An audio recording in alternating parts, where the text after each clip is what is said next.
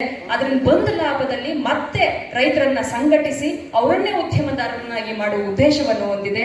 ಇನ್ನೊಂದು ಬಹಳ ಮುಖ್ಯ ಅಂಶ, ಇನ್ನೊಂದು 2 ನಿಮಿಷದಲ್ಲಿ ನನ್ನ ಮಾತನ್ನ ಮುಗಿಸ್ತೇನೆ.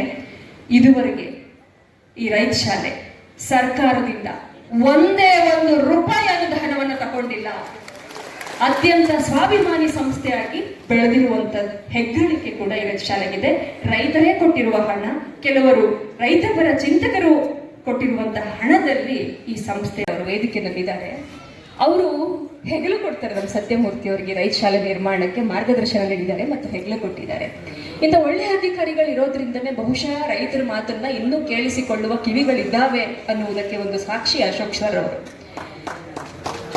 ಬಂಧುಗಳೇ, ಈ ರೈತ ಶಾಲೆ ಅಧಿಕೃತವಾಗಿ ಕಟ್ಟಡಗಳ ಮೂಲಕ ಪ್ರಾರಂಭ ಆಗಿದ್ದು ಕಡೆ ಇದೆ.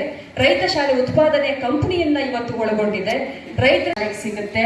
ಅದಕ್ಕೆ ಸಾಕ್ಷಿ ಈ ಕಾರ್ಯಕ್ರಮದ ಸಾಧ್ಯತೆಯನ್ನು ವಹಿಸಿರುವಂತಹ ನಿಶ್ಚಲಾನಂದನಾಥ ಸ್ವಾಮೀಜಿಯವರೇ ಸಾಕ್ಷಿ. ಇದಕ್ಕೆ ಸತ್ಯಮೂರ್ತಿಯವರ ಬಗ್ಗೆ ಒಂದು ಮಾತು ಹೇಳಿ ನನ್ನ ಮಾತನ್ನ ಮುಗಿಸ್ತೇನೆ. ಸಮಯದ ಅಭಾವ ಇದೆ. ಅವರು ನೋಡಿ, ಸಂಘಟಕರು ಬೇಗ ವೇದಿಕೆ ಮೇಲೆ ಬಂದು ಕೂತ್ಬಿಡ್ತಾರೆ. ಕಾರ್ಯಕ್ರಮ ಶುರುವಾದರೆ ಅವರು ಎಲ್ಲೋ ಎಲೆಮರೆಕಾಯಿಯಾಗಿ ನಿಂತು ಬಿಟ್ಟಿದ್ದಾರೆ. ಮೇಷ್ಟ್ರು ಕೂಡ ಬೆಳಗ್ಗೆ ರೈತ, ಆಮೇಲೆ 9 ಗಂಟೆ ಆದ್ಮೇಲೆ ಪಾಠ ಮಾಡೋ ಮೇಷ್ಟ್ರು, ನನ್ನಂಗೆ ಪಾಠ ಮಾಡೋ ಮೇಷ್ಟ್ರು, ಮತ್ ಸಂಜೆ ಆದ್ಮೇಲೆ 250ರಿಂದ 300 ಕಿಲೋಮೀಟರ್ ಎಲ್ಲ ಹಳ್ಳಿಗಳಲ್ಲೂ ಅವರು ಓಡಾಡ್ತಾ ರೈತರನ್ನ ಸಂಘಟಿಸ್ತಾರೆ. ಇಂಥದ್ದೊಂದು ಬಲವರ್ಧನೆಯನ್ನ ತುಂಬುತ್ತಾರೆ. ನೋಡಿ, ಹಣ ಬಂದ್ರೆ ನಾವು ಒಳ್ಳೆ ಮನೆ ಕಟ್ಕೋಬೇಕು, ಮೊಬೈಲ್ ತಗೋಬೇಕು, ಕಾರ್ ತಗೋಬೇಕು ಅಂತೀವಿ. ಆದ್ರೆ ಅವರು ರೈತ ಶಾಲೆ ಕಟ್ಟಿದ್ದಾರೆ. ಅವರಿಗೆ ನಿಮ್ಮೆಲ್ಲರ ಜೋರಾದ ಚಪ್ಪಾಳೆಯೊಟ್ಟಿಗೆ ಅಭಿನಂದಿಸ್ತೇನೆ. ಕೋಟಿ ವಿದ್ಯೆಗಳಲ್ಲಿ ಮೇಟಿ ವಿದ್ಯೆಯೇ ಮೇಲು, ಮೇಟಿಯಿಂ ದಾಟಿ ನಡೆದುದಲ್ಲದೆ ದೇಶ ದಾಟಲೆ ಕೆಳಕು ಸರ್ವಜ್ಞ ನೇಗಿಲ ಕುಲದೊಳಗೆ ಅಡಗಿದೆ ಕರ್ಮ, ನೇಗಿಲ ಮೇಲೆಯೇ ನಿಂತಿದೆ ಧರ್ಮ.